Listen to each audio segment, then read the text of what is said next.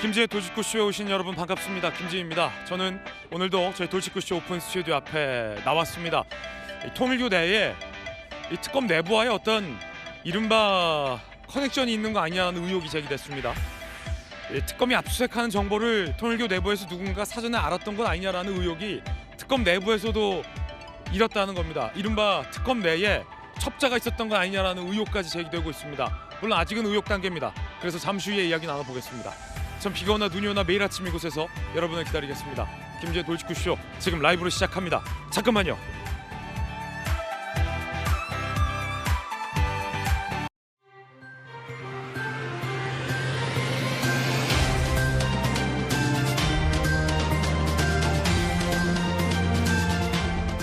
신문 읽어주는 남자입니다. 특검팀 내부에서 이 통일교 관계자와 특검의 수사 상황을 아주 사전에 주고받았던 인물이 있었던 건 아니냐라는 의혹이 제기되고 있습니다. 특검팀 일부와 통일교 내부에 뭔가 연락책 내지는 내통했다라는 것 아니냐라는 의혹이 제기된 겁니다. 그냥 의혹 단계만은 아닌 것 같습니다. 특검이 압수수색을 나갔는데 사전에 알았다는 듯 신자들이 길목마다 막고 있었다라는 정황도 보도가 되고 있습니다. 특검을 특검해야 하는 것 아니냐라는 목소리가 정치권에서 높아지고 있는데 오늘의 이야기도 주목해봐야 할 것 같습니다. 잠시 후에 전해드리죠. 오늘 조간신문 4가지 키워드 준비되어 있습니다. 먼저 첫 번째 키워드입니다. 첫 번째 키워드는 뭘까요? 바로 이겁니다. 연명. 중앙일보가 오늘 일면에 쓴 기사입니다. 연명, 이거 어떤 뉴스일지 함께 보시죠. 연명 의료 중단된 인센티브 고민하라. 대통령이 업무보고에서 이렇게 얘기했습니다. 연명 치료 안 한다고 하면 의료비를 절감해 줄 수 있는 방법을 찾아보라. 그러자 정은경 청장이 오히려 부작용이 생긴다라고 난색을 표했습니다. 그러자 대통령은 나 아닌 누군가 얘기한 것이다 라고 한 발 빼는 듯한 발언을 해서 논란이 되고 있습니다. 전문가들은 무언의 연명 중단 강요가 우려된다라고 걱정을 내고 있습니다. 이 업무보고가 생중계로 나오고 있는데 대통령의 이른바 설화가 이어지고 있다는 언론의 지적들도 있습니다. 이걸 설화로 봐야 할지 대통령의 자신감으로 봐야 할지는 시청자분들께서 한번 판단을 해주시죠.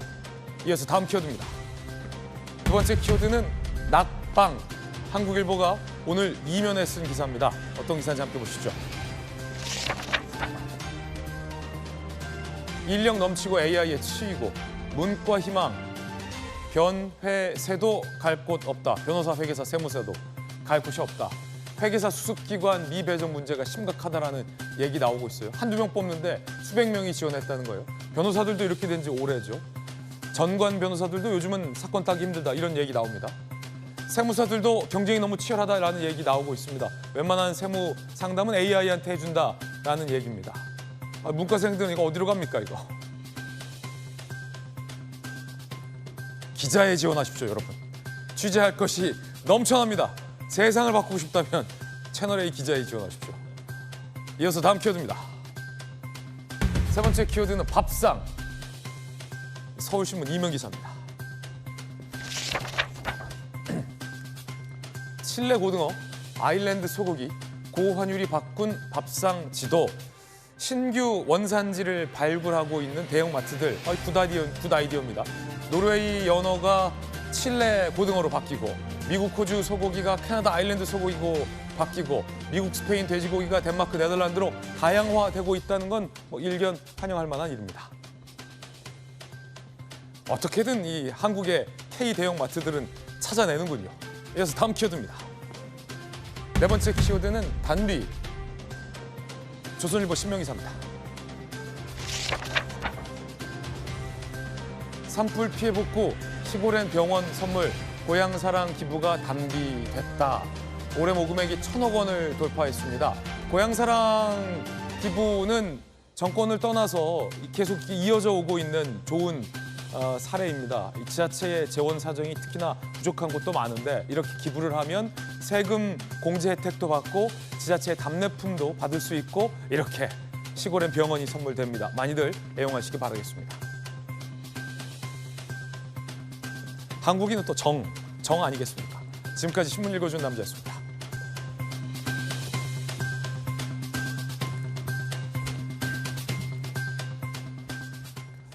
오늘 아침 함께하신 분들 소개해드리겠습니다.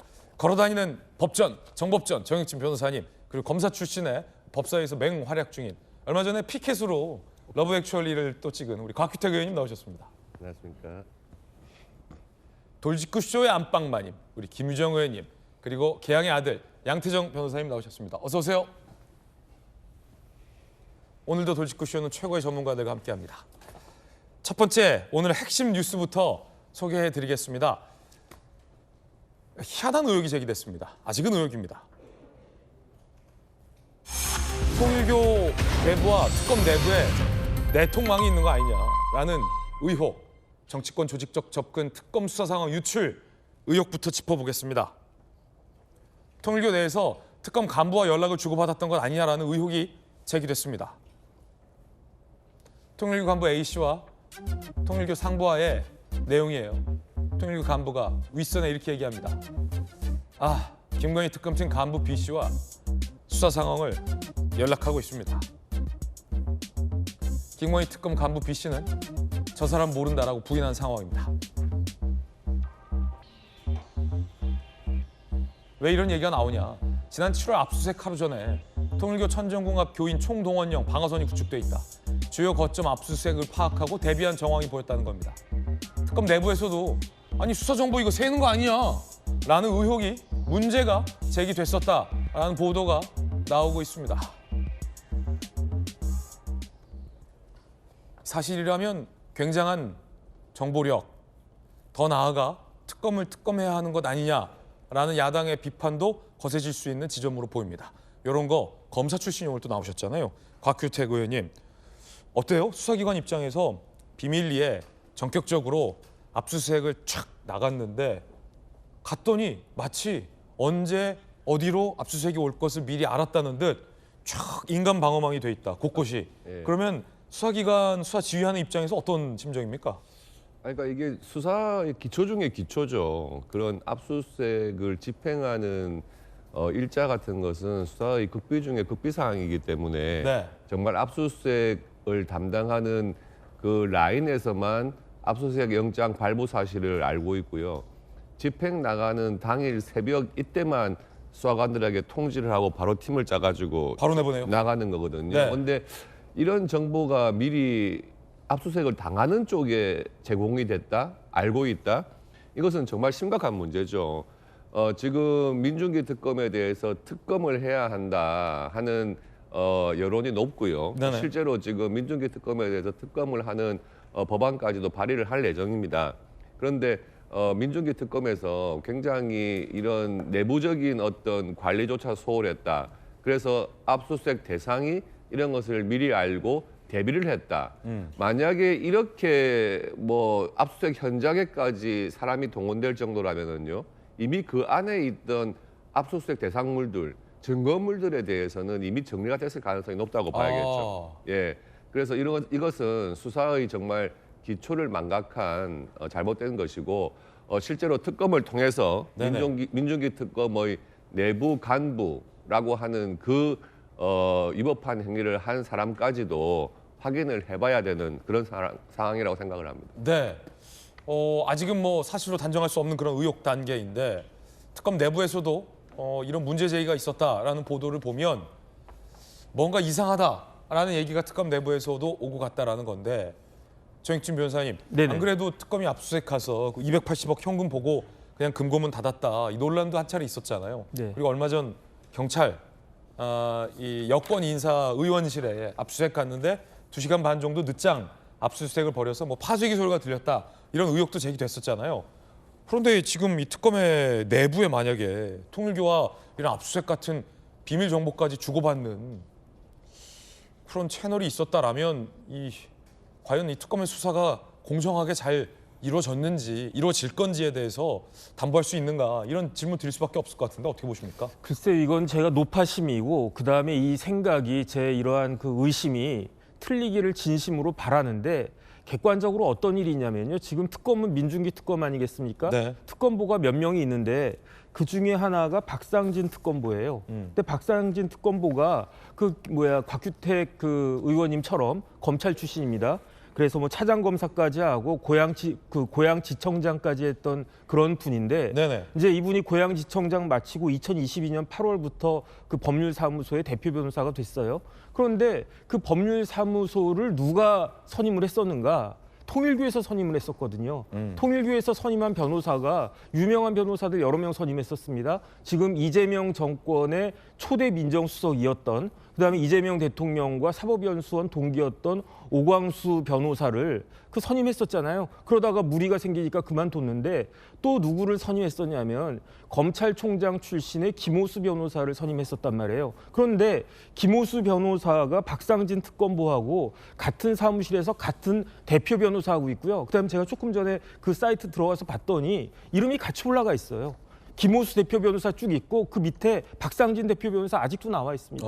왜냐하면 특검보 마치고 다시 돌아갈 거니까. 네. 그런데 그 김오수 변호사를 그 사무실을 어디서 선임을 했었느냐? 통일교에서 선임했다고요. 아, 그래요? 그러니까 제가 봤을 때 일단은 뭐 박상진 특검보가 그렇게 하지 않았을 거라고 저는 생각을 하는데, 그런데 저 같은 사람 입장에서는 오해할 수밖에 없지 않겠습니까? 통일교 입장에서는 정치권의 전방위 로비를 했다라는 의혹을 받고 있는데 특검이라고 왜 선을 대지 않았겠냐? 뭐 이런 세간의 의혹이죠. 그다음에 그때 이제 부의장 뭐 이렇게 선임됐던 그런 사람 있지 않았습니까? 뭐라고 그랬냐면 자기가 특검 정리할 수 있다고 그랬었어. 자기가 특검 수사를 정리할 수 있다. 왜냐하면 이재명 정권하고 끈이 있다고 그랬었단 말이죠. 그런데 뭐 그런 이야기도 있고 변호사 선임한 것도 그렇고 통일교가 또 재력이 뭐 좀 상당합니까? 금고에만 280억 들어있는 그런 데잖아요. 그러니까 이런 부분들에 대해서는 특검이 자신의 명예를 위해서라도 시시비비를 명확하게 국민들 앞에 가려줘야 되는 것이 아닌가, 저는 그런 생각 듭니다. 물론 아까 이 통일교 상부에게 보냈다는 그 연락 내용이 일종의 어떤 블러핑일 가능성도 있습니다. 그러니까 실제로는 특검팀과 무슨 끈이 없으면서 제가 이건 뭐 특검 정리할 수 있습니다. 뭐 특검 걔들 뭐 수사 뭐 제가 다 정리할 수 있고요. 그 간부 누구와 제가 또 긴밀하게 밥도 먹고 사우나도 가고 뭐 그런 사이일 수 있습니다. 일종의 어떤 블러핑일 수도 있는데 저 연락은, 근데 문제는 이 특검이 느끼기에 압수수색을 딱 갔는데 탁탁탁탁 막혀 있다. 이게 검사 출신 곽규택 의원이 보기에는 심상치 않다. 이런 지점도 있어서 우리 김유정 의원님께서는 어떻게 보십니까? 충분히 좀 의아할 만한 상황이라고 생각을 네네. 합니다. 특히 저희 같은 일반인이 압수수색에 관련한 뉴스를 어떻게 처음 접하죠? 뉴스 속보. 그렇죠. 속보를 통해서 어디 압수수색 나갔다. 이걸 속보로 접하거든요. 엊그제도 의원실 마찬가지였고요. 그래서 소위 압수수색이라 함은 신속성과 밀행성이 가장 생명이잖아요. 신속성과 밀행성. 그런 차원에서 딱 전격 나갔는데 앞에 이미 쫙 다 대기하고 있고 막아서고 있고, 그런 상황이면 얼마나 황당했을까요? 그러니까 이거는 사실 뭐 여야 뭐 진영 이런 문제가 아니라고 저는 생각합니다. 네. 그래서 뭐 누구도 이 상황을 옹호해서는 안 된다고 생각하고요. 예. 또 특히 이제 아직 뭐 내부에서 특별한 뭐 수사상을 유출하고 어떤 통일교 간부와 관계가 있고 이런 정황이 드러난 건 아니지만 네네. 그냥 상식적으로 생각했을 때 통일교 간부가 어떻게 특검팀 내부 관계자의 이름이나 이런 걸 알 수가 있을까요? 알 수 있느냐? 그건 잘 이해가 잘 안 되는 부분이에요. 그러니까 이 부분은 조금 명확하게 소명할 필요가 있겠다. 특검팀에서 12월 28일까지잖아요, 지금. 네네. 김건희 특검이. 그러니까 좀 국민들이 그 불신을 불식시킬 수 있는 뭐 이런 좀 조치가 있어야 되는 게 아닌가 생각하고요. 뭐 내부에서 뭐 포렌식하고 해도 서로 뭐 연락하거나 뭐 이런 정황이 드러나지는 않다고 얘기는 합니다만, 드러나지 않는 보안이 매우 철저한 그런 텔레그램 같은 것도 있잖아요. 네네. 그러니까 어떻게 이 상황을 알 수 있었을까? 또 압수수색 나간다는 그런 정보는 어떻게 알고 대처를 했을까? 이런 부분들은 의아하지 않도록, 국민들이 왜 희한하네 이런 느낌 들지 않도록 조금 소명은 조금 더 자세히 할 필요는 있을 것 같습니다. 네, 물론 아직은 의혹 단계라는 말씀 거듭 드리겠습니다. 혹시 몰라서 양태형 변호사님, 압수수색 나갈 때 검찰이나 뭐 경찰에서 혹시 연락 줍니까? 네, 사장님. 지금 저희들 출발했고요. 25분 뒤에 저 도착하니까 압수수색 저 준비 좀 해주십시오. 연락합니까? 뭐 그건 거의 음식 배달이죠. 뭐. 아, 음식 배달. 예. 아. 사실 뭐 연락 안 한다? 그렇게 연락을 하면은 뭐 저 같아도 다 막 숨기고 문제되는 거 다 치워버리겠습니다. 아, 그렇군요. 이 왜냐면 일반 우리 시청자분들이나 국민들은 압수수색을 당할 정도로 어떤 범죄 혐의를 저지른 분이 없기 때문에 저도 잘 모를 수 있지만 그래서 한번 여쭤본 거예요. 예. 전화 안 한다, 안 알려준다. 그 말씀하셨던 대로 이제 밀행성 이게 사실 압수수색 같은 경우에 증거를 확보하기 위한 보전 절차인데 당연히 이제 신속하고 긴급하게 해가지고 그러니까 싹 그 증거를 수집을 해야 그걸 가지고 수사도 하고 재판할 수 있는 건데 미리 사전에 정보가 유출됐다면 이거는 굉장히 큰 범죄가 될 수 있는 거죠. 근데 사실 뭐 아직 구체적인 증거, 특검과 뭐 통일교 측간의 이런 수사 정보 같은 거를 내통했다는 아직 증거가 나온 건 아니지만 사실 이런 의혹이 유독 민중기 특검, 이제 김건희 특검에서는 여러 건이 발생하고 있어서 좀 걱정스럽습니다. 뭐 그 양평군수 양평군 관련된 돌아가신 그 공무원 건도 그렇고, 그러니까 계속 뭐 민중기 특검 본인의 뭐 이제 그 투자 그런 의혹도 그렇고 여러 가지 의혹이 유독해서 민중기 특검에 많이 나오기 때문에 사실 이번 일을 계기로 물론 수사 기간이 많이 남진 않았지만 내부 감찰을 조금 더 저는 엄격하게 할 필요가 있다고 생각을 합니다. 그래서 만약 이런 수사 정보 같은 게 유출된 것이 있다면 지금이라도 감찰을 조사를 통해 가지고 이제 그 수사관 그 누가 될지 모르겠지만 그 사람을 이제 수사의 대상이 돼야 한다고 생각을 하고요. 만약에 그런 일이 없다고 하더라도 내부 조사나 감찰을 통해서 국민들에게 수사의 공정성에 대해서 좀 이제 신뢰와 믿음을 줄 필요는 있다고 생각을 합니다. 예, 통일교 내에 이른바 PPT 자료도 보도가 되고 있습니다. 로비 PPT로 언론은 부르고 있습니다. 통일교 관련 단체 천주평화연합 보고회 2021년 4월 당시 민주당 2명, 국내임 6명 인증사진 첨부됐다. 23명의 전현직 국회의원을 만나 참 어머님의 자서전을 전달했다. 작년 6월부터 지금까지 약 70명의 VVIP와 간담회를 했다 등의 내용이었다라는 보도가 나왔습니다. 한학자 총재의 지시다라는 대목도 보도되고 있는데요. 2021년 4월 천주평화연합 보고회 내용. 청와대와 국회의 지도자들이 먼저 찾아오도록 만들라. 대선 1년 앞두고 정치적 영향력을 극대화하려는 의도가 아니냐라는 의혹도 제기되고 있습니다. 그 가운데 문재인 정부 때도 통일교가 문재인 전 대통령의 측근들에게 이른바 어프로치 한 것 아니냐라는 의혹도 제기됐습니다. 윤영호 전 통일교 세계본부장 2018년 문재인 측근 3명을 천정궁에 초청, 1명이 전재수, 다른 2명은 초청을 거절했다. 그중에 2명 중 1명이 김경수 위원장이다. 라고 특검에 언급했던 것으로 보도가 나왔습니다. 이거 보면 이게 지난 8월이잖아요, 곽규택 의원님. 예. 검사하셔서 잘 알지만 저 지난 8월이 윤영호 씨가 국내임 권성동 의원에 대해서 금품을 전달했다라고 주장했던 시점에 같이 나온 거잖아요. 그렇습니다. 예. 문재인 정권 때 문재인 전 대통령의 측근 3명을 우리가 천정군으로 부르려고 했다.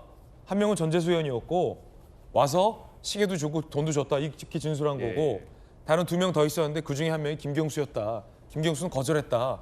그 진술을 특검에서 했다는 거잖아요. 그러면 이 사실 여부는 수사해봐야 알아서 단정할 수 없지만 이렇게 자세한 진술을 했는데 특검은 왜 이걸 다 세간에 함구를 한 겁니까?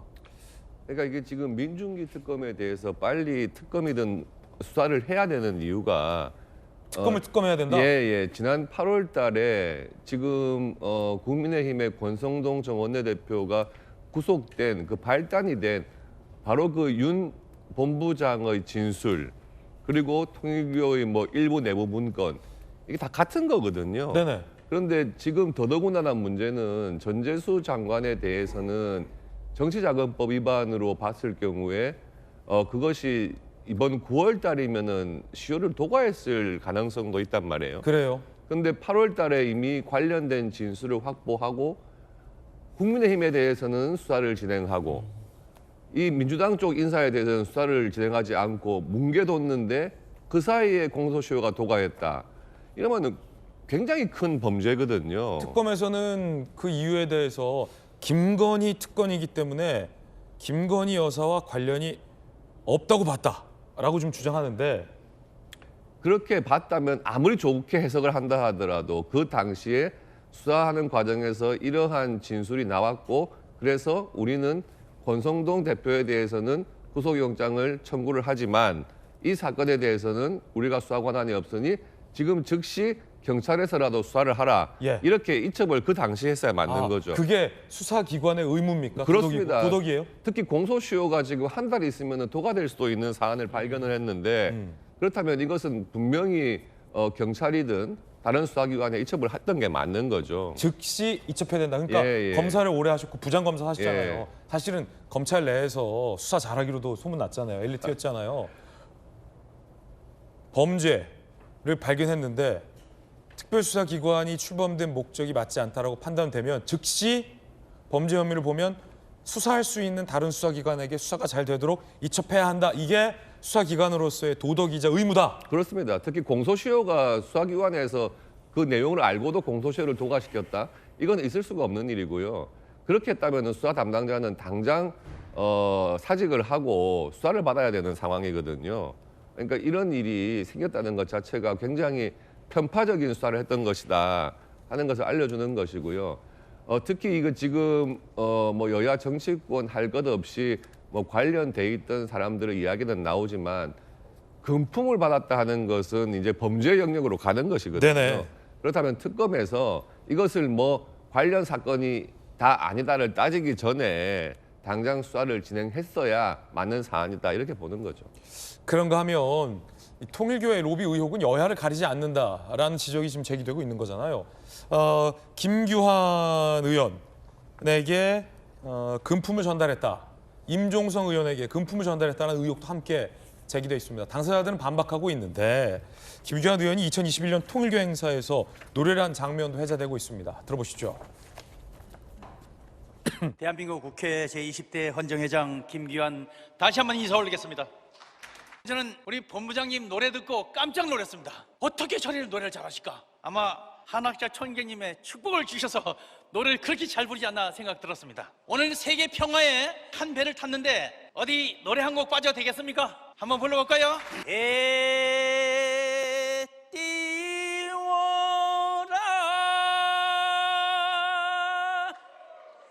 해 띄워라 하야 번님 내야 배 띄워서 어서 가자. 물론 이 국회의원이 여러 행사에 가서 축사를 하거나 덕담을 건넬 수도 있습니다. 노래를 하는 경우도 뭐 없지는 않습니다. 중요한 건 이 금품 수수 의혹일 겁니다. 고문료 1,400만 원이라는 문서가 발견됐다고 합니다. 통일교사나 세계평화국회의원연합, 세계본부, 김규환 고문이 총 명목 수수료 1,400만 원, 국회활동비 5,600만 원 예산 요청이라는 문서가 발견됐습니다. 물론 반론은 있습니다. 김규환 의원 측은 그 기간 강의로 900만 원 받은 적 있지만 합법적인 돈, 고문료 받은 적 없다라고 강하게 반박하고 있습니다. 자, 그런데 억울하다는 김규환 전 의원이 한학자 총재를 극찬했다라는 대목도 주목받고 있습니다. 한학자 참 어머님께서 눈물 흘리시며 말씀, 독생녀 그분이 일을 잘하고 계신다라고 축사 때 얘기를 했고 한 총재는 세계 평화의 어머니다라고 역시 축사 때 얘기를 했습니다. 이에 대해서 김규환 전 의원 측은 정치인이기 때문에 종교에 대해 가리지 않고 다 참석한 것이다라고 강하게 반박하고 있다고도 말씀드리겠습니다. 김규환 의원의 해명 직접 들어보시죠. 하늘이 두 쪽 나도 아닌 건 아닌 겁니다. 통일교로부터 불법적인 돈 받은 사실이 전혀 없습니다. 세상에 살다가 죽고 싶을 만큼 억울한 게 뭔지를 이번에 저는 알았습니다. 생사람 잡지 마십시오. 당시에 통일교 행사 참석하셨을 때 취지나 어떤 취지셨나요? 오라고 축사해달라고. 절에도 가고 교회도 가고 선중에도 가고 다 가지. 정치인이 어디라고 하면 안 가. 다 가지. 가서 축사해달라고 그래서 같은 값이면 축사하면 좀 잘해줘야 되잖아요. 그거밖에 없지 뭐. 역시 이제 수사로서 규명해야 할 부분입니다. 그런데 중요한 건 김종호 의원님, 이 의혹이 여야를 가려서 향하지 않는다는 거예요. 같은 시기 같은 시점에 권성동 의원은 지금 구속돼 있잖아요. 권성동 의원에게 금품을 줬다면 전재수 장관에게 금품을 줬다라는 그 진술은 같은 값에서 놓고 보아줘야 한다는 거죠. 김규환 전 의원에게 금품을 줬다라는 진술의 무게와 민주당 임종성 전 의원에게 금품을 줬다라는 진술의 무게는 같은 사람인데 같은 값에서 평가가 돼야 한다는 거죠. 다시 말해서 이 사람이 받을 가능성이 높다면 저 사람도 받을 가능성이 높다라는 게 사실은 세간의 상식인데 물론 김건희 씨와 연루되지 않았냐라고 특검은 수사에 금을 그었지만 이 금이 일각에서는 여야의 유불리에 따라 그어진 금 아니냐라는 시선도 있는 게 솔직히 사실이거든요. 야당의 비판이기도 하고 어떻게 봐야 됩니까?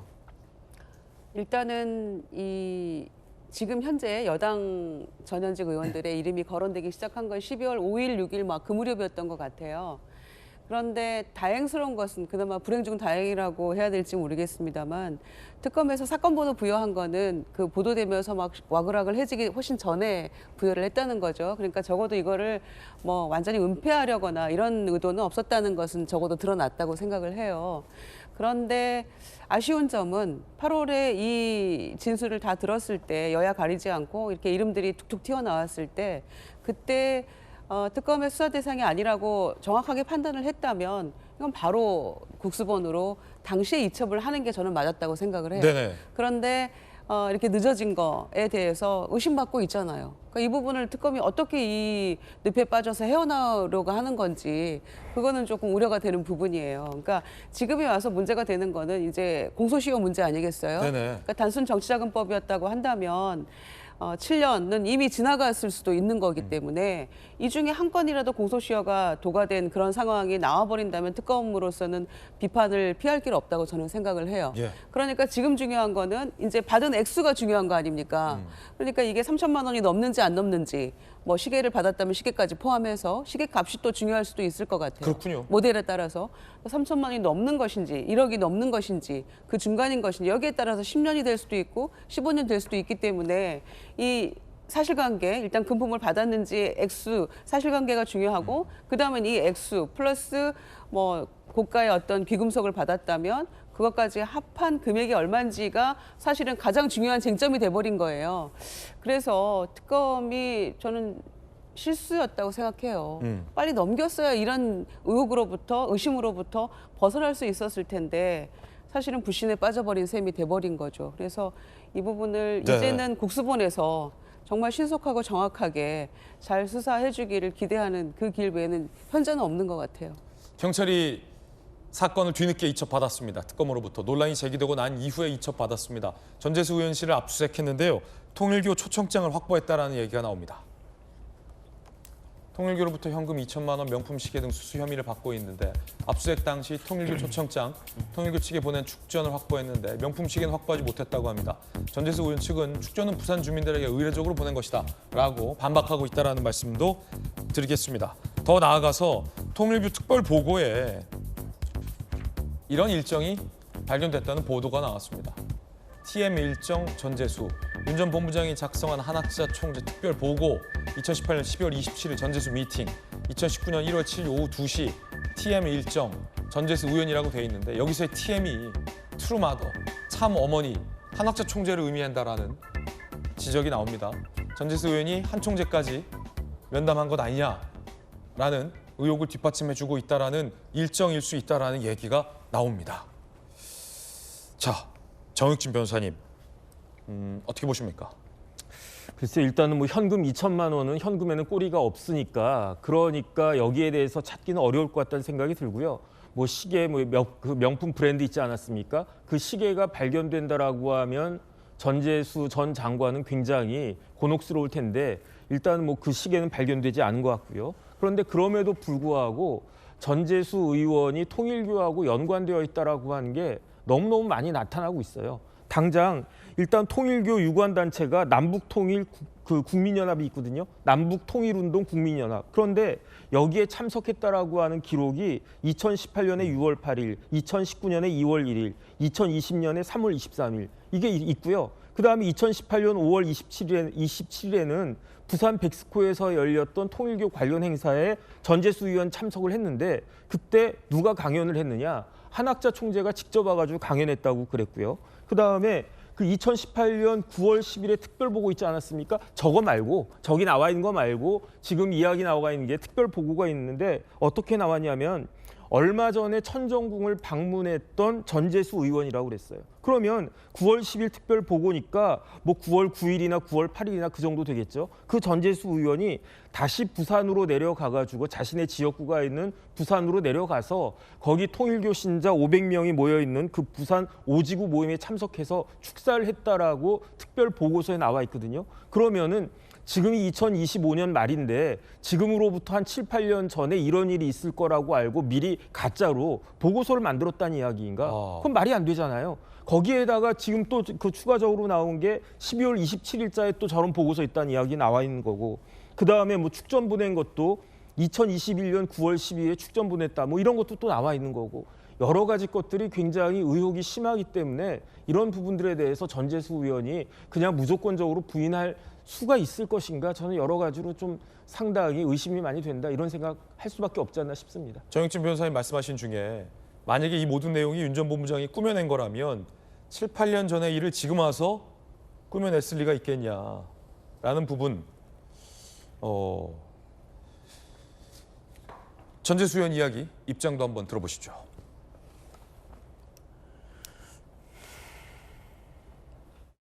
보통 왜 정치인들이 그러지 않습니까? 나는 절대 받은 적 없다. 보통들 그렇게 이제 말씀들 하시는데, 그러나 저는 다릅니다. 통일교로부터 그 어떠한 금품수수 절대 없었다라는 말씀을 다시 한번 분명히 드리도록 하겠습니다. 7년 전의 일이잖아요. 그 일정을 보완할 수 있는 그런 이제 이 자료들이 있어야 되거든요. 종합이 되고 난 뒤에 제가 뭐 별도로 기자간담회를 하던 또 우리 언론 여러분들을 뵀던 그런 식으로 해가지고 제가 한번 정리를 해서 발표를 한번 하도록 그렇게 하겠습니다. 6, 7년 전, 7, 8년 전에 작성돼 있다는 이 통일교 내부 문건들은 전재수 의원을 만났고 미팅을 했고 인사를 했다라고 돼 있는데 전재수 의원은 만난 적도 없다라고 강하게 부인하고 있는 그런 상황. 양치중 변호사님. TM 일정, 트루마더가 이제 한학조 총재 아니냐라고 내부에서 이제 TM으로 일컫는다라는 건데, 우리도 막 그러잖아요. V1, V2 막 그러고 BH는 청와대, 블루하우스 막 이렇게 줄여 말하잖아요. 그런 것 같아요. TM, 트루마더. 네, 저는 처음에 TM이라 그래서 이제 트루마더가 아니라 좀 텔레마케팅 약자인 줄 알았는데. 텔레마케팅. 네, 그게 설마 그게 텔레마케팅을 만났다고는 안 했겠죠, 통일교에서. 그렇죠. 텔레마케팅을 전재수 의원과 통일교가 왜 만납니까? 그러니까요. 뭐 전기장판 삽니까? 그러니까요. 그러니까 제가 싶은 말은, 그러니까 이 사건의 방금 말씀은 우스갯소리였고요. 네. 지금 드리고 싶은 말씀은 전재수 의원이 통일교 측에 축사를 했던, 만나서 뭐 축전을 보냈던, 참가를 했다는 것은 사실 그게 중요한 게 아닙니다. 왜냐하면 사실 뭐 앞서 김기현 전 의원이 방송에서 했던 것처럼 사실 정치인은 어느 종교, 어느 행사든 자기 지역구, 특히 지역 정치를 하시는 분들은 어느 모임에 가서도 사람들이 모여 있으면 인사를 하고 덕담을 하고 그건 충분히 할 수 있다고 보이거든요. 그러니까 결국 중요한 거는 통일교를 만난지 그 행사에 참여한지가 중요한 것이 아니라 그 전재수 의원이 실제로 금품을 받았는지 명품 시계를 받았는지 이런 것들이 중요한 거거든요. 그러니까 근데 과거 이제 그 권성동 의원 사건에서는 단순히 진술만 있었던 것이 아니라 뭐 여러 가지 그 추가적인 증거가 발견되었기 때문에 결국 이제 뭐 지금 재판이 진행 중에 있는 거고, 다시 근데 전재수 의원의 경우에는 지금 뭐 윤 전 본부장의 진술이라든가 뭐 통일교 내부 문건은 있지만 실제로 언제 구체적으로 뭐 금품이 어떻게 전달되었고 그 어떤 시계가 뭐 구체적으로 브랜드만 나와 있을 뿐이지 어떤 모델이 전달되었는지도 나와 있는 상황이 아니기 때문에 결국 경찰 수사를 지켜보는 수밖에 없다고 생각을 합니다. 결국은 이런 류의 사건에서는 저도 취재 많이 해봤는데 상식선에서 누구 말이 맞느냐라는 정황보다도 구체적인 물증을 수사팀이 확보해내느냐 못하냐거든요. 증거를 찾아내느냐 못 찾아내느냐. 증거를 물증을 찾지 못하면 재판에서 무죄로 선고되는 경우가 은근히 많습니다. 과연 특검이 수사하지 않은 이 사안, 국수본이 뒤늦게 이첩받았는데 경찰이 제대로 입증해낼 수 있을까, 수사해낼 수 있을까? 국민들은 이 지점에 대해서 어떻게 생각하는지가 상당히 좀 궁금해집니다. 여러분은 어떻게 보십니까? 경찰이 명명백백히 잘 수사할 수 있으리라고 보십니까? 못한다고 보십니까? 궁금합니다. 이번에 저희가 준비한 다음 이슈입니다. 주제 공개합니다. 들이받는 소, 이런 얘기 나와요. 국내면서 중징계 권고, 장한 갈등, 일촉즉발, 친한파. 소위 국민의힘은 두 개의 어떤 성향으로 분류되는 정치인 집단이 있습니다. 친한파냐, 친윤파냐. 뭐 여기 아무데도 속하지 않은 중간파들도 상당히 많이 있습니다만 중요한 건 현재 당 대표, 권력을 쥐고 있는 장동혁 대표가 임명한 당무감사위원장이 이 친한파를 겨냥한 징계 수위를 조사하고 검토하고 있습니다. 한동훈 전 대표의 가족이 연루돼 있는 것 아니냐라는 의혹이 제기된 이른바 당원 게시판 논란을 장동혁 대표가 임명한 당무감사위원장이 감사하고 있는 건데 그에 앞서서 친한파로 분류되는 김종혁 당협위원장에게 원외 당협위원장에게 당원권 정지 2년의 징계를 결정했습니다. 들어보시죠. 윤리위원회에 회부하기로 했습니다. 징계 수위는 당원권 정지 2년으로 권고하기로 했습니다. 김종혁 당협위원장은 다수의 언론 매체에 출연하여 당을 극단적 체제에 비유했습니다. 당 운영을 파시스트적이라고 표현하고 국민의힘을 북한 노동당에 비유했습니다. 당원에 대한 모욕적 표현을 하였습니다. 한 줌도 안 된다면서 폄하했습니다. 종교차별적 발언을 했습니다. 사이비 교주, 명령을 받아 입당한 사람들 등 특정 종교에 대한 비난을 하였습니다. 당대표에 대한 인격 모독을 했습니다. 한동훈 전 대표에 대한 결론은 오늘 나오지 않을 건가요? 그것은 지금까지 이제 조사 과정에 있기 때문에 그 조사 자료를 확인하는 것으로 했습니다.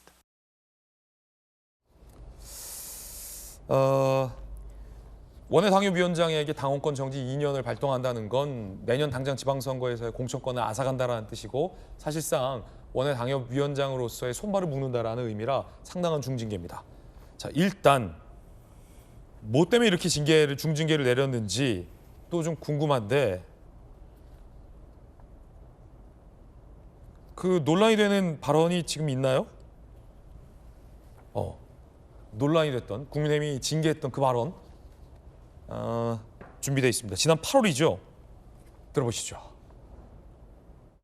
80년대, 90년대 쭉 봤는데 어떤 정치인도 그렇게 연설하는 사람이 없는데 대한민국에서는 없었어요. 그리고 대개 보면 극우단체의 그 정치인들 연설할 때 히틀러가 연설하는 거 그 연설하고 너무나 유사할 정도로 하더라고요. 그래서 물론 그분이 뭐 거기를 보고서 흉내내서 한 건 아니겠지만 그 이미지나 막 그 고함을 치르고 막 제스처를 하고 이러는 것들이 진짜 그냥 깜짝 놀랄 정도였어요.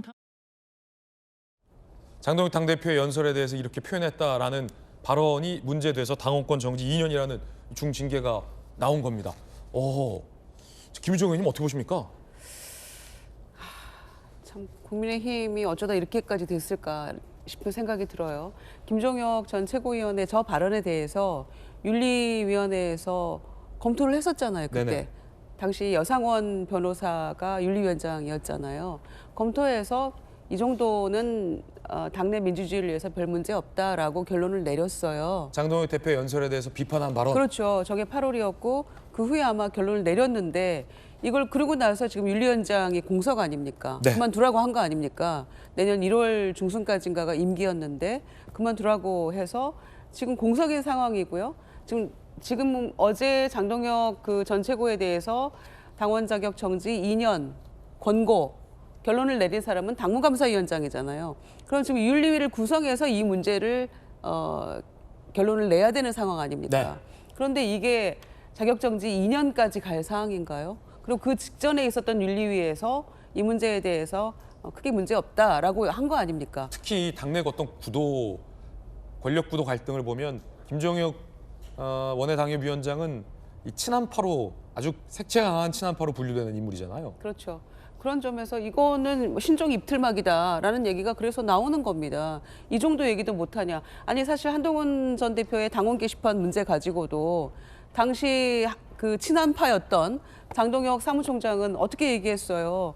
이 정도도 얘기 못하면 건강한 당이 아니다라고 얘기를 하면서 옹호했던 바가 있었거든요. 장동혁 대표가 당시엔 친한파였어요? 그렇죠. 사무총장 하면서. 1년 전에? 그렇죠. 근데 1년 후에 이렇게까지 변할 수가 있습니까? 그러면서 이 게시판 문제 가지고도 지금 어제 얘기를 하다가 결론은 안 낸 상황인데 국민의힘이 뭐 그러면서 굉장히 과격한 지금 얘기들이 나오고 있잖아요. 뭐 들이받는 버릇 가진 소 어떻게 하겠다 이런 얘기는 물론 성경을 인용한 거라고는 합니다만 이 소나 이게 지금 누구를 대상으로 지칭하는 건지는 다 아는 얘기 아닙니까? 미뤄 짐작할 수 있는 거잖아요. 그래서 너무 거칠고 과격한 발언들이 아무렇지도 않게 막 나오고 있는 이 국민의힘의 현 상황이 보수의 품격 이런 거는 사라진 지 오래구나. 그러면은 장동혁 대표가 과거에 했던 이야기대로라면 당원 게시판 문제도 그렇고요. 지금 김종혁 전 최고가 이 정도 비판을 팩트를 기반해서 비판을 하는 건데 건강한 당이 아니라는 것은 이미 본인이 얘기한 바가 있지 않습니까? 그래서 국민의힘이 심각한 문제에 빠져 있다라고 저는 생각합니다. 네. 자, 여러분 어떻게 생각하십니까? 궁금합니다. 본격적인 한동훈 전 대표의 이 당원 게시판에 대한 징계 수위를 발표하기 전에 일단 친한파로 분류되는 김종혁 위원장에 대해서 철퇴를 내린 겁니다. 이호선 당무감사위원장이 그 가운데 SNS에 이런 글을 올려서 논란입니다. 들이받는 버릇 가진 소, 그 소는 돌로 쳐 죽일 것이다 라는 문구를 인용해서 올린 겁니다. 그런데 당장 이 맥락을 잘 아는 한동훈 전 대표가 반발했습니다. 민주주의를 돌로 쳐 죽일 수 없다. 그러니까 저 말이 본인과 친한파를 향한 발언이다라고 한동훈 전 대표는 본 거죠. 이번에 중징계받은 김종혁 당협위원장 반발했습니다. 돌에 쳐 맞아야 죽을 소가 누구냐? 한동훈과 나냐? 윤리위가 당무감사위의 징계 결정을 수용할 경우 곧바로 가처분 신청하겠다 라며 반발하고 있습니다. 오늘 반응도 있습니다. 민주주의를 돌로 쳐 죽이려는 자들에게 맞서서 뭐 하겠다라는 겁니다. 당사자들은 반발하고 있는 상황.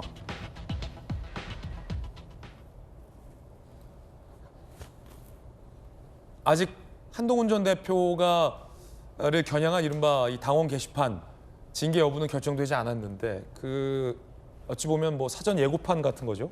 친한파 한 명을 당원권 정지 2년을 내린 건데, 자 법률가로서 봤을 때 정혁진 변호사님, 이 발언에 적절한 징계라고 보십니까?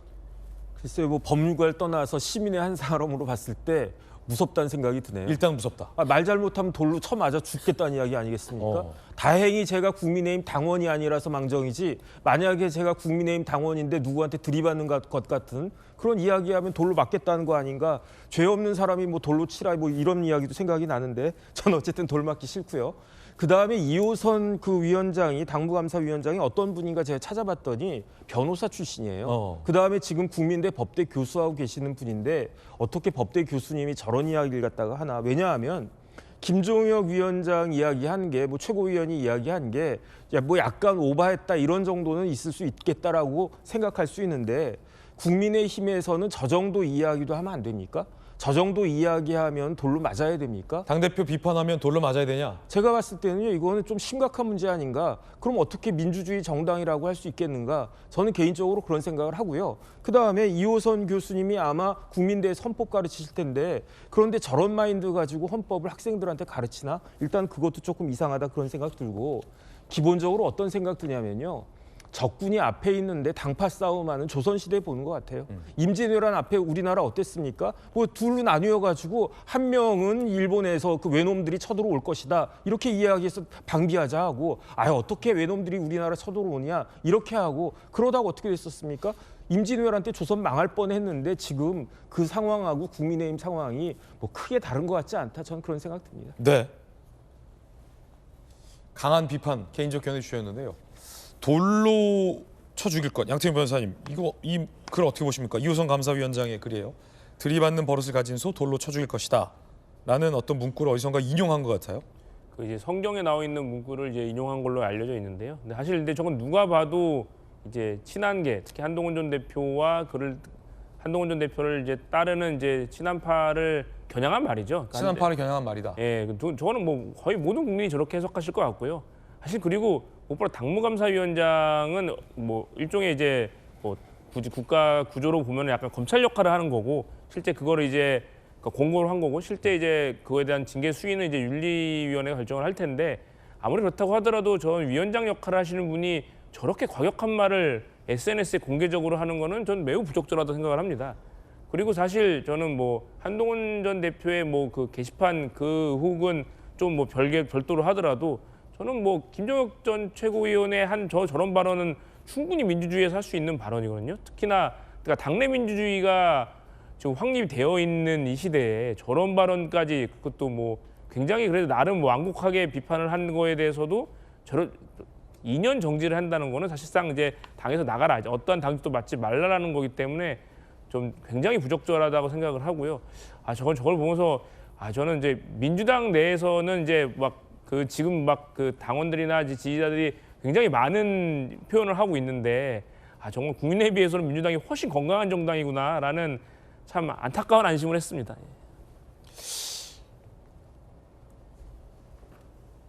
한동훈 전 대표가 제가 알기로 73년 4월 소띠 아닙니까? 그렇죠. 73, 4월이 소띠잖아요. 곽태균이 무슨 띠예요? 돼지띠죠. 돼지띠. 다행히 소 아니네. 소띠인데 공공연하게 들이받는 버릇을 가진 소는 돌로 쳐 죽이겠다. 물론 이호선 당무감사위원장이 그렇게까지 한동훈 전 대표가 가만히 있어봐. 무슨 띠냐. 4월생 소띠다. 소 죽이겠다. 그렇게 하지는 않았겠지만 이런 논란으로도 이어질 수 있다라는 생각이 드는데 공교롭게 소띠잖아요. 한동훈 전 대표가. 그리고 들이받는 버릇을 가진 소 돌로 쳐 죽이겠다. 어떻게 보십니까? 그러니까 지금 돼지띠께서는 어떻게 보십니까? 제가 이제 좀 시청자분들의 이해를 좀 돕기 위해서 말씀을 드리면은요, 이 당무감사위원회에서 당원권 2년 결정을 내는 것이 아니고 권고하는 거죠, 권고.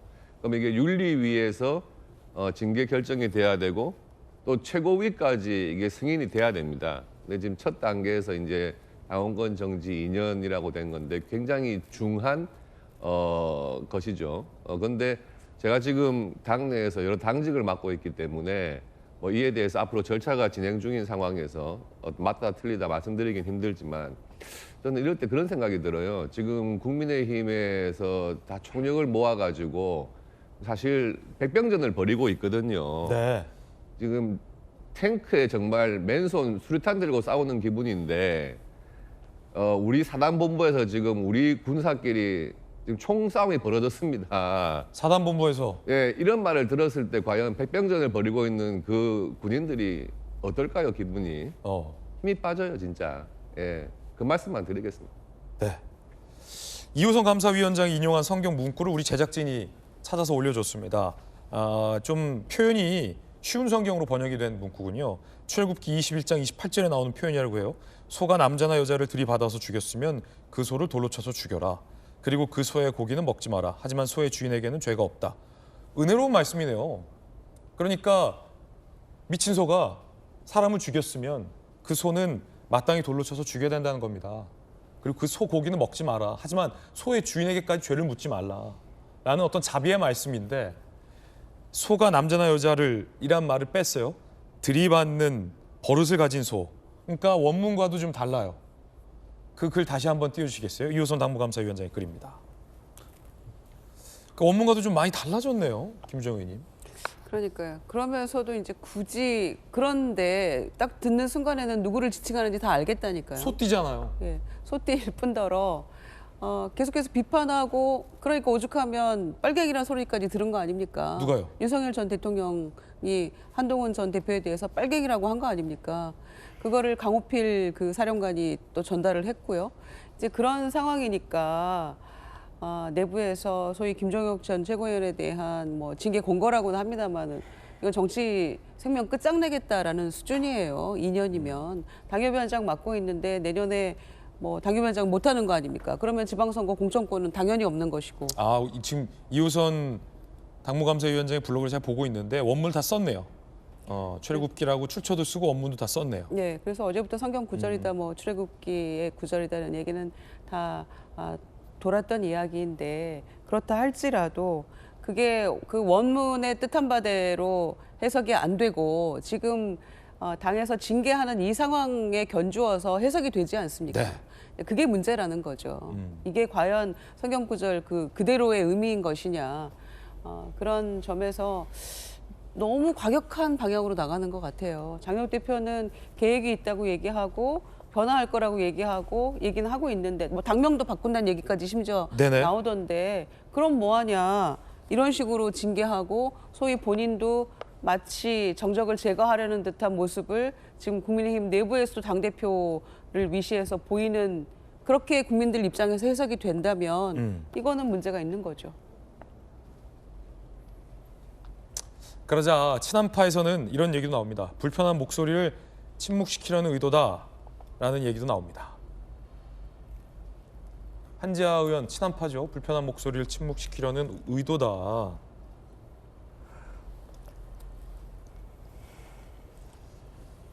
자, 지금 한동훈 전 대표를 향한 이른바 당원 게시판 논란에 대해서는 조사 중이다. 할 수 있는 절차 다 밟아. 김종혁 전 최고에 대해서는 장동영의 영혼판 것 양다리 등 표현으로 인격을 모독했다. 그러니까 대표의 인격을 모독했다. 낙인 찍기, 선동 등 전형적인 자기 정치다라며 중징계를 했습니다. 본편은 아직 남아있다라는 얘기도 나오고 있습니다. 법률가로서 그러면 당원 게시판에 대한 징계 수위가 어느 정도 결정된 것까? 이게 사실은 본편이잖아요. 당대표에 대해서 비판한 친한파는 당원권 정지 2년을 받았는데 그 친한파의 사실은 뭐 리더인 한동훈 전 대표를 향한 당원 게시판은 그러면 얼마의 징계를 내릴 건가? 어떻게 보십니까? 어떻게 전망하십니까? 글쎄요, 일단은 뭐 그 중요한 거는 조금 전에 양태정 변호사님이 말씀하셨지만 제가 국민의힘 당원 당규 봤거든요. 그러니까 그 양 변호사님 말씀하신 것처럼 당무감사위원회는요 검사 역할이에요. 그러니까 2년 자격 정지를 권고했다라고 하는 거는 검찰에서 구형한 것과 똑같은 거고, 그 다음에 윤리위원회가 이제 법원 같은 역할을 하는 것 같은데 그 윤리위원회에서 징계 수위를 결정을 할 거고요. 그 다음에 거기에 대해서 제가 봤을 때 더 중요한 거는 국민의힘 내부의 뭐 당무감사위원회, 윤리위원회 이런 데가 중요한 게 아니고 우리나라 법원이 더 중요할 것 같아요. 왜냐하면 김종혁 전 최고위원 같은 경우에 뭐 가처분도 하고 가처분한다라고 하는 거는 결국은 본안 소송도 한다는 이야기 아니겠습니까? 그러니까 국민의힘 윤리위원회의 결정이 맞다 틀리다에 대해서 이게 그 재량을 넘어선 것인지 여부에 대해서 법원에다가 한번 그 청구를 해가지고 심판을 받아보겠다 이런 이야기인 것 같고요. 그다음 마찬가지로 한동훈 전 대표에 대해서도 징계가 이루어진다라고 하면 거기에 대해서도 한동훈 전 대표도 마찬가지로 법원에다가 소송 제기하지 않을까 저는 그런 생각이 드는데. 아, 이게 당 안의 일을 갖고 밖으로 소송 간다.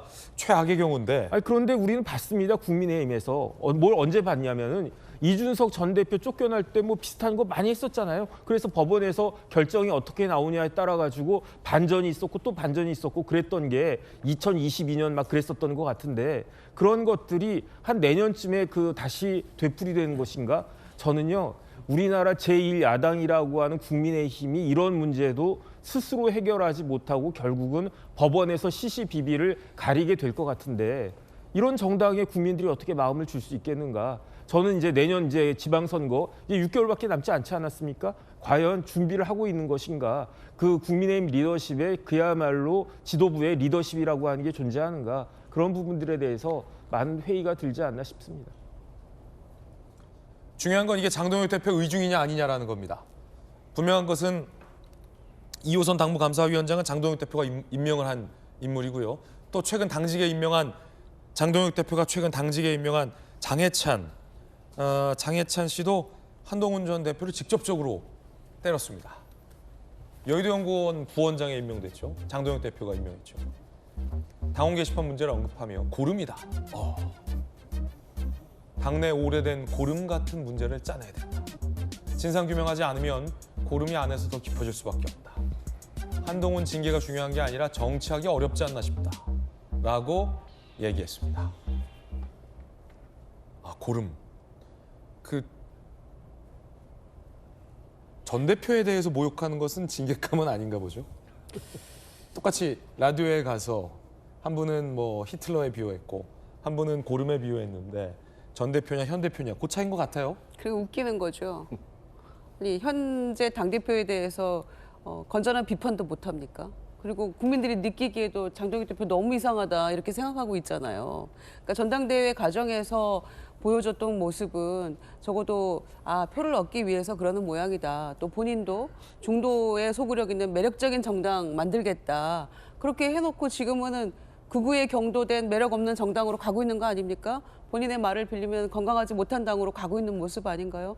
그런 점에서 본인이 향후에 변하겠다, 달라지겠다 이렇게 얘기하면서 장해찬 전 최고위원을 이제 탈당했다 다시 들어왔죠. 그리고 여의도연구원 부원장 임명하고 김민수 최고위원 같은 경우도 굉장히 거친 발언으로 유명한 사람이고 그런데도 누구랑 소통을 시키려고 국민소통특위위원장을 임명을 했는지도 우리는 알 수는 없어요. 근데 지금 장해찬 부원장 같은 경우에도 본인의 과거 SNS의 어떤 망언 때문에 공천 다시 회수되고 그리고 반발해서 무소속 출마했다 들어온 사람 아닙니까? 그러면 김유정 의원께서 보시기에 지금 이호선 당무감사위원장이 소쳐주기했다라고 하면서 친한파 중징계하고 또 장해찬 여의도연구원 부원장이 고름이다라고 하면서 한동훈 정치 못할 거다라고 하는 게 장동혁 대표 의중이다 이렇게 보시는 거예요? 아니 그렇게 비춰지지 않습니까? 그러니까 그런 인물들을 지금 임명을 했고 엊그제 임명한 거 아닙니까? 그런데 저런 발언들에 대해서 장동혁 대표가 문제 제기 안 하잖아요. 왜 그런 식으로 얘기하느냐라고 문제 제기하지 않고 듣고 있잖아요. 그렇기 때문에 거기에 동의하는 거라고밖에 볼 수가 없는 것인데 어떻게 징계가 중요한 게 아니라 정치하기가 그럼 정치 이제 그만해라. 하지 말아라. 해서는 안 될 인물이다라고 주장하는 것처럼 보이는데 한동훈 대표 입장에서는 아니 너도 하는데 내가 왜 못하냐라고 얘기하지 않을까요? 그러니까 감정이 섞여서 정치를 하면 안 되는 거예요. 그러니까 본인이 공천 탈락했을 때 공천 이제 무효됐었잖아요. 그때 당시에 대표가 한동훈 대표 아닙니까? 그러니까 거기에 대한 감정을 가지고 보복 심리를 가지고 거기에 맺혀서 정치를 하면서 저런 식의 비판적 발언을 쏟아내는 것은 상당히 문제가 있고 앞으로 정치하는데도 굉장히 어려울 거예요. 저렇게 하면. 그런데 당원 게시판 문제 가지고 지금 징계를 하니 안 하니 이런 얘기, 고름이니 이렇게 얘기를 하고 있는데 100번 양보해서 그 게시판에 한동훈 전 대표가 글 올린 적도 없잖아요. 그러면은 소위 가족들이 비판의 글 올리고 기사 링크해서 걸었다고 해서 그게 문제인가요? 현재 당원도 아니고 그 비판의 대상이 지금 구속되어 있는 전 대통령 부부 아닙니까? 그 정도를 가지고 전 대표에 대해서 정치 생명 끊겠다, 고름을 짜내겠다 이렇게 얘기하는 거는 국민의힘이 이렇게 가면 국민들로부터 민심을 다시 회복하기가 좀처럼 어려울 거라는 생각이 드네요. 과거의 모습으로 돌아가야 되지 않을까요? 김유정 의원님의 개인적인 견해 전해드렸습니다. 들이받는 소, 돌로 치겠다, 고름 표현들이 굉장히 수위가 높아지고 있습니다. 장동혁 대표 의중 아니냐라고 보셨는데 그런데 장동혁 대표는 이 당원 게시판과 관련돼서 본인의 강한 의중을 이미 1년 전에 밝힌 바 있습니다. 물론 그때는 친한파였습니다. 당대표한테 사퇴하라 하는 정도의 글도 작성하지 못하면 그게 저는 건강한 당일까요? 그리고 익명 게시판에 그 정도도 올릴 수 없다면 익명 게시판을 뭐하러 두는 겁니까? 내년에 전당대회까지를 포함해서 길게 보고 어쨌든 당의 헤게모니 장악을 위한 싸움이 시작된 것이고 결국은 한동훈 대표의 입을 묶든 손발을 묶든 어쨌든 한동훈 대표의 리더십을 묶어두기 위한 목표가 있다고 생각합니다.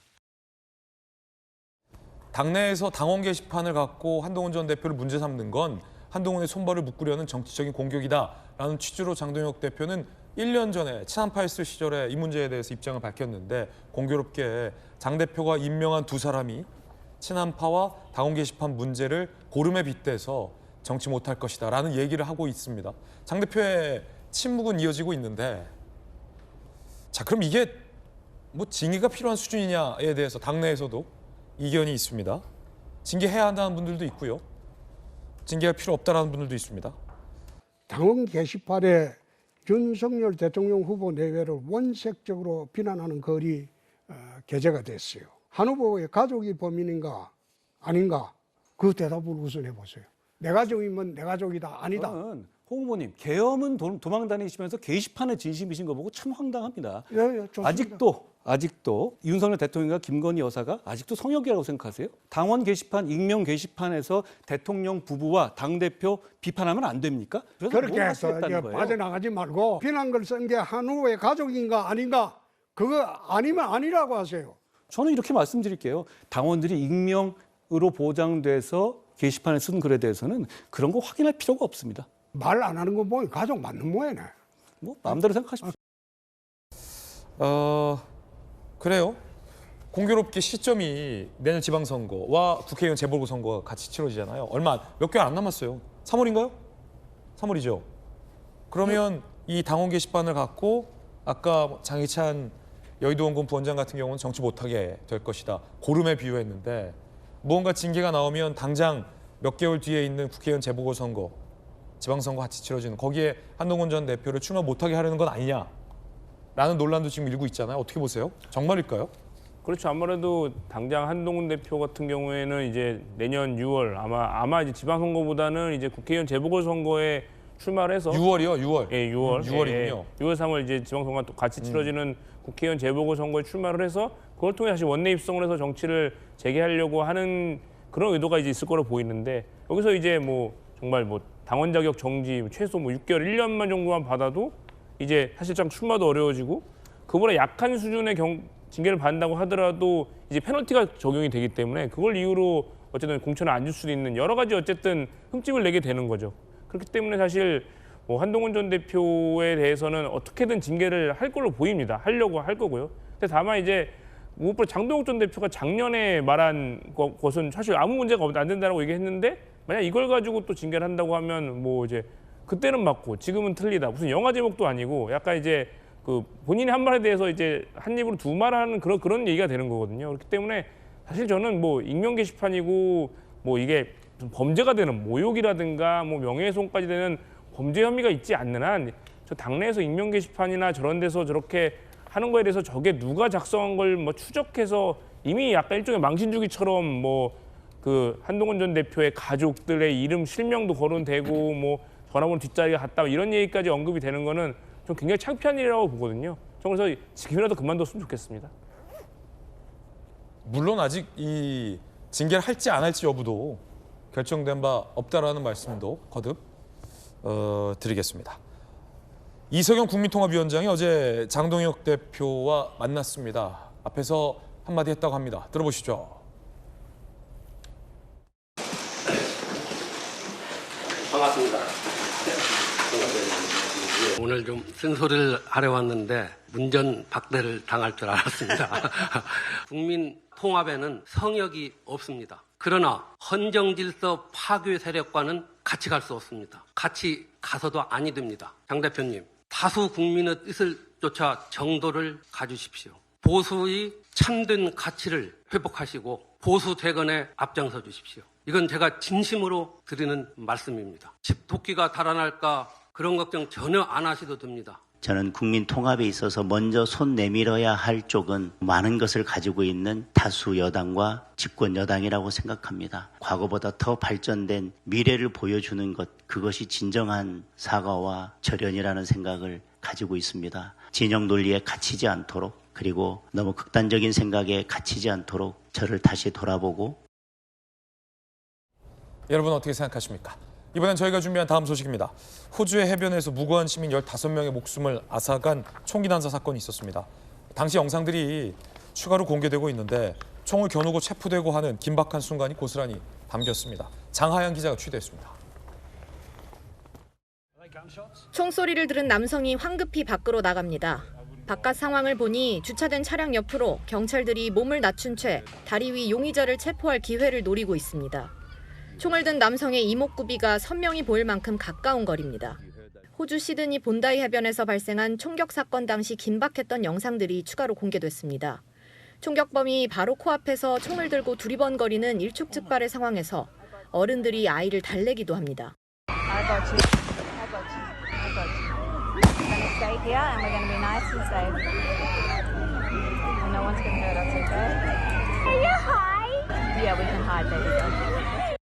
총소리에 한순간에 사람들이 일제히 반대쪽으로 도망치는 모습도 해변 CCTV에 포착되기도 했습니다.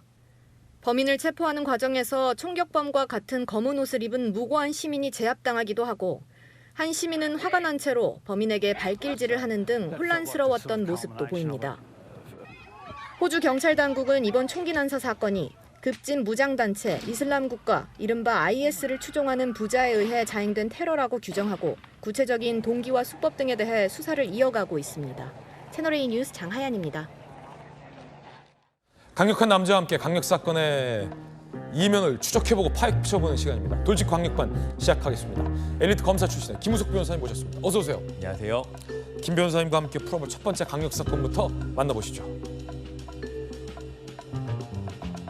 박나래 씨 사건입니다.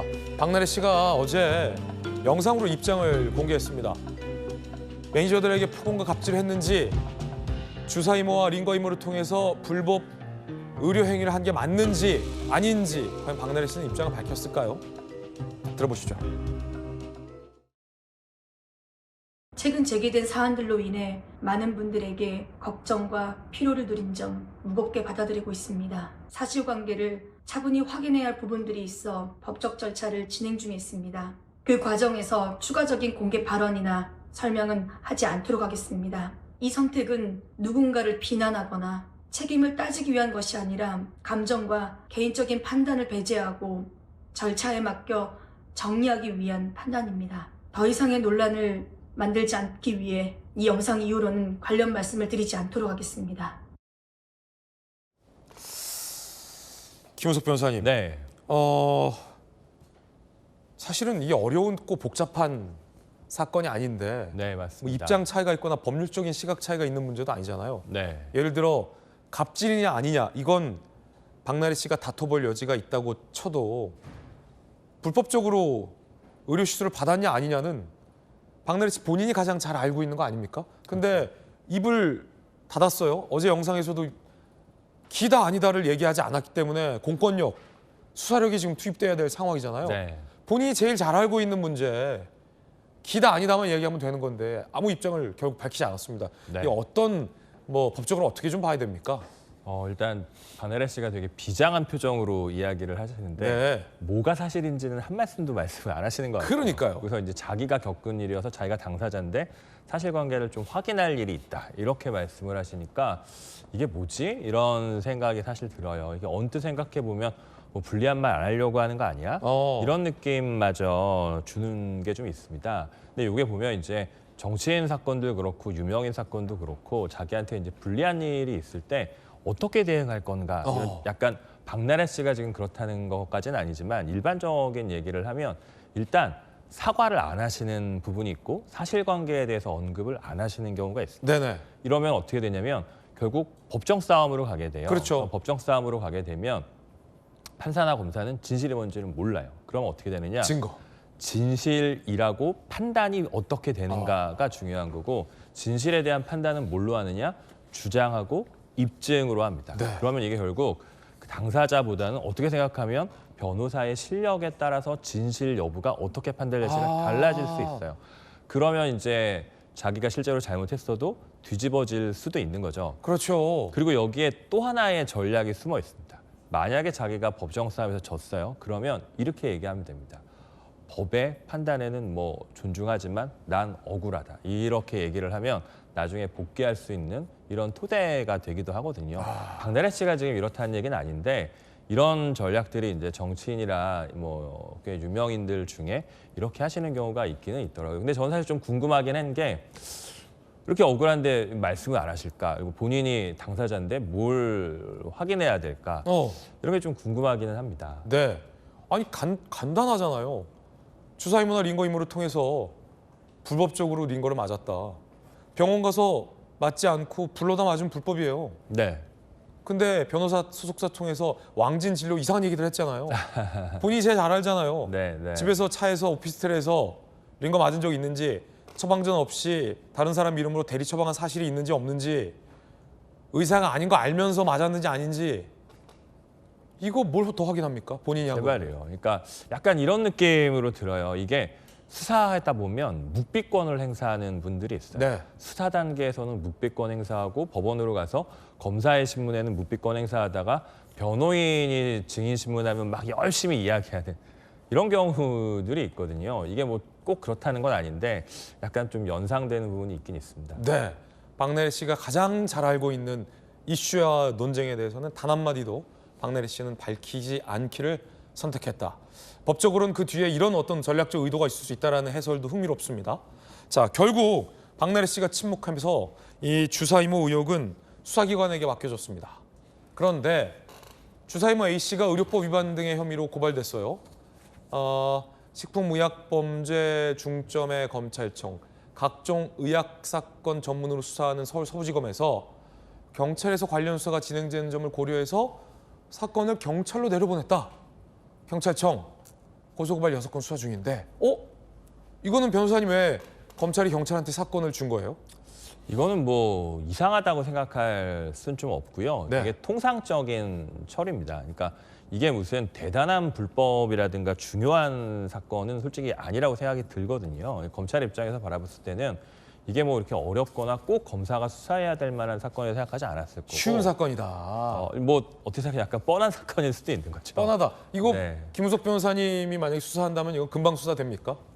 그렇게 어렵진 않을 것 같다는 생각이 살짝 듭니다. 그럼 반대로 이거 변호하면 쉽게 변호할 수 있습니까? 깊은 고민에 빠질 것 같습니다. 알겠습니다. 그래서 검찰이 경찰에 이첩했다. 네. 많은 시사점이 담겨 있는 말씀 같습니다. 첫 번째 사건 봤고요. 두 번째 강력 사건의 단서도 확인해 보겠습니다. 자, 이거 뭐 CCTV 영상으로 보이는데, 자, 가정집 같죠, 변호사님? 네, 그렇네요. 어떤 사건일지 영상부터 확인해 보시죠. 지난해 5월 이곳은 당시 이혼 소송이 진행 중이던 류중일 감독 아들 부부의 신혼집입니다. 남성 2명이 주방 서랍 위에 홈캠 카메라를 설치하고 거실 쪽을 향하도록 카메라 각도도 맞춥니다. 이분도 집주인인가요? 아니에요. 아들 류모 씨는 해당 카메라가 집에 설치됐는지 몰랐다고 합니다. 어떻게 된 일일까요? 영상 보면 지금 누군가가 자기 집인 것처럼 CCTV를 설치하고 있어요. 근데 몰래 설치하고 있어요. 누굴까요? 어떻게 된 일일까요?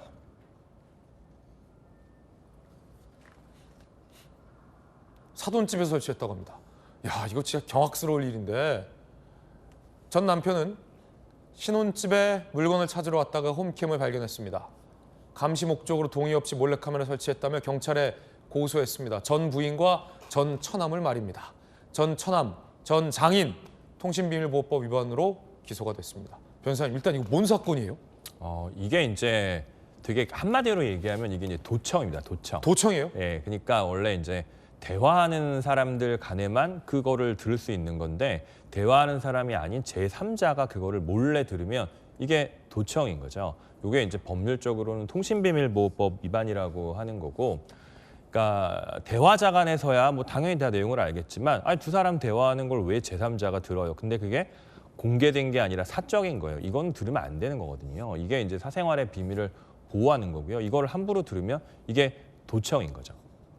통상 이혼 사건 같은 경우에 이런 일들이 사실 종종 발생해요. 근데 이렇게 뭐 녹취를 딴다 하더라도 불법 증거 아닙니까? 이건 위법 증거가 됩니다. 예. 네. 그럼 이런 카메라를 설치하는 행위도 범법 행위입니까? 이거 불법이죠, 불법. 불법이에요? 네, 불법인데 이제 이런 식으로 해서 불법적으로 해서 뭔가 알아내고 요거를 빌미로 합법적인 거로 약간 세탁을 하려고 드는 거죠. 아니면 뭐 이걸 빌미로 뭔가 이 사건이 꼭 그렇다는 게 아니라 이걸 빌미로 다른 걸 뭔가 압박하거나 뭔가 압박할 수도 있고요. 지금은 뭐 간통죄라는 게 없어졌는데 과거에는 간통죄 적발되던 많은 통로 중에 하나가 뭐냐면 집에다가 몰래 카메라 설치해 두는 거예요. 그러면 뭐 불륜하는 현장이 카메라에 막 그대로 찍혀 있고 그게 막 증거로 과거에 간통 사건 같은 거에 막 이렇게 첨부돼서 오고 그랬었습니다. 근데 그거야 이제 자기 집이고 그러니까 이제 설치할 수 있겠지만 이건 아무리 뭐 장인이고 처남이라고 해도 남의 집인 거거든요. 여기다가는 이렇게 함부로 설치하면 안 됩니다. 이 사건 좀 이상하네요. 보니까 이혼을 두고 양가가 좀 갈등이 있었던 것 같아요. 그러니까 장인하고 처남이 저런 불법 범법 행위를 저지른 상황으로 보이는 거잖아요. 네, 그렇습니다. 그런데 그 이혼의 근본 사건은 류중일 전 감독의 전 며느리, 그러니까 이 사건의 전 아내였던, 당신 네. 이혼 소송 중이었으니까 네, 아내가 네. 고등학생 제자와 함께 호텔에서 투숙을 했고, 공개 장소에서 여자 선생님이었던 아내가 남학생에게 입맞춤을 하고 포옹을 했고, 네. 같이 투숙을 했고, 그 자리에 1살짜리 아들도 데려갔다. 네. 지금 그 사건인 거잖아요. 네, 그래서 네. 이혼 소송은 전직 며느리가 패소를 했고, 네. 다만 이 아동에 대한 어떤 범죄 혐의로 검찰에 간 사건은 증거불충분으로 지금 넘어가지 않은 그런 상황이잖아요. 그렇죠, 그렇죠. 뭐 굉장히 사건이 일단은- 복잡해졌어요. 네, 네, 복잡한데 이게 이제 그 유중일 감독 아드님 사건 같은 경우에 아드님 입장에서는 그 전처가 고등학생 제자랑 뭐 부적절한 게 한 거는 그 고등학생 제자에 대한 아동학대 이런 컨셉이 있는 거고, 그리고 그렇죠. 그 아들, 그러니까 유중일 감독과 전처의 아들이 보는 앞에서 둘이서 불륜행각을 한 건 그 아들에 대한 아동학대가 될 수 있는 거거든요. 이런 경우에 이제 그 전 제자는 나이 이슈 때문에 아동이 아닐 수 있다는 이유로 무혐의가 됐었던 것 같고, 그렇죠. 그다음에 이제 어린애에 대해서는 어린애가 그걸 과연 제대로 받겠냐라는 이유로 이제 무혐의가 됐었던 것 같아요. 근데 이제 아드님 입장에서는 좀 억울함이 많을 수 있을 것 같고, 그러니까 언론을 보면 이제 고등검찰청에 항고하셨다는 말이 있더라고요. 그럼 결과를 좀 지켜봐야 할 것 같습니다. 그렇군요. 지금 아내나 이 아내 측은 부정한 행동을 한 적이 없다라고 좀 부인하고 있고, 네. 그래서 외도나 불륜이 아니다라고 주장하고 있는데, 네. 이혼 재판, 그러니까 가정법원이죠. 이혼 네. 재판에서는 소송에서 며느리 측이 아내 측이 진 거잖아요. 맞습니다. 진 이후에는 네. 부정한 행동으로 보이는 행동들이 인정이 됐기 때문에 패소한 거 아닙니까? 네, 네, 네, 그렇죠. 이게 그러니까 그 지금 그 형사 사건으로 다뤄지고 있는 쟁점으로 얘기되는 사실보다 더 폭넓은 범위에서 살펴보면 아니 그 정도 해도 그거는 부정행위지라고 이혼 사건에서는 판단할 수 있거든요. 그렇군요. 그러니까 이혼 사건에서 중요시되는 사실관계랑 형사 사건에서 중요시되는 사실관계랑 약간 달라요. 이혼 형사 사건이 이만큼이라면 이혼 사건은 이만큼이다 보니까. 그 형사 사건은 주제가 외도가 아니잖아요. 아동에 네. 대한 학대냐 아니냐. 네, 맞습니다. 이기 때문에 주제도 다른 거고. 네, 맞습니다. 그리고 이렇게 불륜 이런 걸 이슈로 이혼 사건 되는 경우에 지금 이 사건처럼 야 너도 뭐 이상한 짓 했잖아 하면서 증거 수집하려고 하는 경우가 사실 되게 많아요. 되게 많군요. 네, 되게 많습니다. 참 안타까운 사건입니다. 네. 세 번째 강력 사건 살펴보겠습니다. 폭로 향해 고발. 자, 이거 법률적으로 어떻게 되는 건지 조진웅 씨 얘기인데 내용 보시죠. 디스패치가 조진웅의 소년범 전력을 첫 보도했습니다. 제보를 받아서 보도했어요. 지난 7월 한 변호사가 이 보도한 기자 2명을 소년법 위반이라며 고발을 했습니다. 서울청 반부패 수사대에 사건이 배당되기도 했습니다. 소년법 처벌, 재판 수사 내용을 보도했다. 이게 누설에 해당한다라는 시각인데 변호사님께서 보시기에는 어떻습니까? 일단 처음 눈에 딱 들어오는 게 반부패 수사대에 배당된 게 처음 눈에 딱 들어옵니다. 네. 반부패 수사대는 이제 부패 수사하는 곳이고 검찰로 따지면 특별 수사 이런 것을 하는 것이어가지고 정치인이라든가 고위공직자라든가 대기업 비리를 수사하는 부서거든요. 근데 이런 부서에서 소년범 전력 유출된 거 여부를 수사를 하게 한다? 약간 되게 의아해요. 의아해요? 네, 되게 의아하고 이거 어떻게 생각해 보면 조진웅 씨 이슈가 지금 보면 약간 정치인들이 언급을 하시면서 정치적인 발언을 하는 개념 연예인을 약간 죽이려는 거 아니냐 이런 이야기들이 있어요. 그럼 이게 이런 상황에서 반부패 수사자에 배상을 하면 뭐 이게 뭐지? 특정 정당을 약간 반대하는 쪽의 사람들 내지는 찬성하는 사람들 쪽의 수사는 뭐 철저하게 뭐 뭔가 뿌리를 뽑겠다? 약간 이런 느낌으로도 좀 다가올 수 있어서 정치적으로 오해 소지가 있다. 네, 오해 소지 있죠. 사실 저도 이제 검찰에 있을 때 특별 수사를 했었었고 네. 그리고 전국의 특별 수사 상황을 보고받아서 이제 취합하는 일을 했었습니다. 그러면 이제 이런 유의 사건이 통상 어디 배당되느냐? 저 대부분 특별 수사 담당하는 곳에서는 배당 안 돼요. 그렇죠. 근데 왜 이렇게 배당하지? 이렇게 오해 소지가 있게 배당하지? 약간 좀 마음이 좀 안타까운 그렇군요. 부분이 좀 있고 그리고 저거 이제 소년범에 대한 우리 국가의 기본 입장은 아직 애고 미성년자이기 때문에 실수할 수 있고 실수한 거는 가르치고 교화해서 건전한 사회인으로 키워야 한다.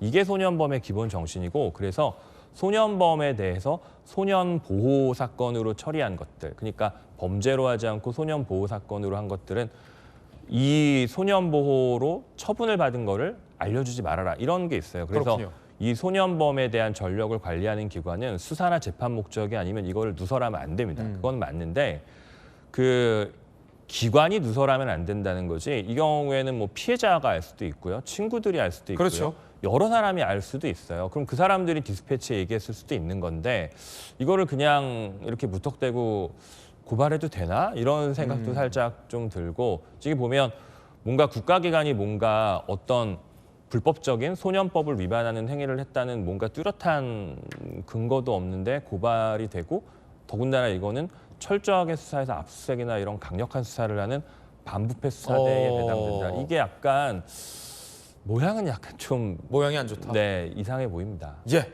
김우석 변호사의 발언까지 전해드렸습니다. 김 변호사님 감사합니다. 감사합니다. 다음 순서입니다. 앉아서 세계 속으로 시작하겠습니다. 첫 번째 여행지는 미국으로 가보겠습니다.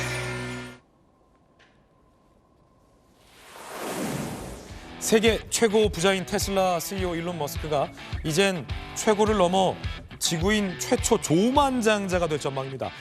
포브스는 머스크의 자산 가치를 6천억 달러 이상으로 추산했습니다. 우리 돈 995조 원.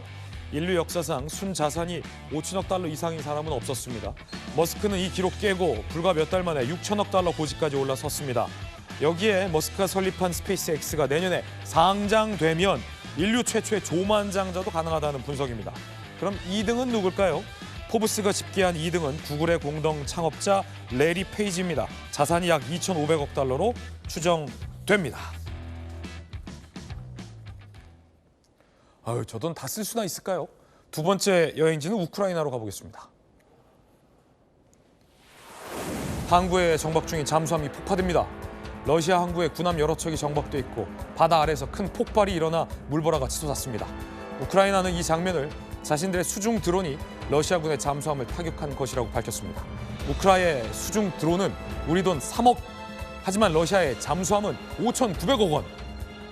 1667배의 가격 차이의 무기를 제압한 겁니다. 우크라이나는 러시아가 잠수함을 수리하는 것도 쉽지 않을 것이라고 밝혔습니다. 수리를 하려면 수면 위로 올라와야 하는데 그렇게 되면 또다시 공격에 노출되기 때문입니다. 이런 주장이 사실이라면 수중 드론은 게임 체인저가 될 것으로 보입니다. 이번엔 다시 미국으로 가보겠습니다.